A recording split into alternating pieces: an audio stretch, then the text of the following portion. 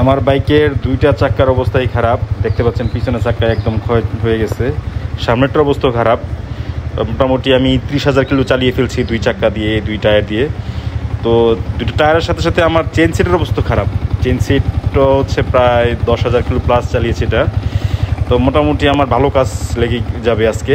তো যাচ্ছি অটো কিংয়ে, দেখা যাক কী কী চেঞ্জ করতে হয়। কাজ অলরেডি স্টার্ট। আমার দুইটা টায়ার চেঞ্জ করতে হবে, প্লাস পিছনের চেন সিট, তারপর মোবিল ফিল্টার, এগুলো মিলে তারপর দুটো ব্রেক শু, আর টায়ার দুটো হচ্ছে একটা আর একটা হচ্ছে ওইটা। তো টায়ারটা হচ্ছে এমআরএফ এটা হচ্ছে রেডিয়াল। এটা হচ্ছে আপনার টায়ার নর্মালি সুতা দেওয়া থাকে, কিন্তু এটা সুতা না, এটা হচ্ছে এসএসের দেওয়া, কি বলে এটাকে, এক ধরনের নেট দেওয়া, যেটা হচ্ছে ব্রেক বা হচ্ছে লোহা টোয়া ঢুকবে না। এমআরএফ এই টায়ারটা হচ্ছে বেস্ট।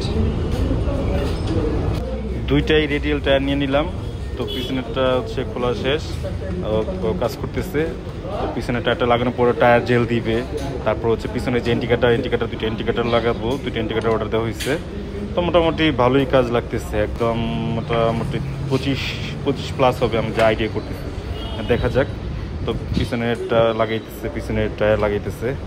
চেন সিটও কমপ্লিট, একদম পুরো চেন সিট কমপ্লিট, ঠিক করতেছে, টায়ার কমপ্লিট।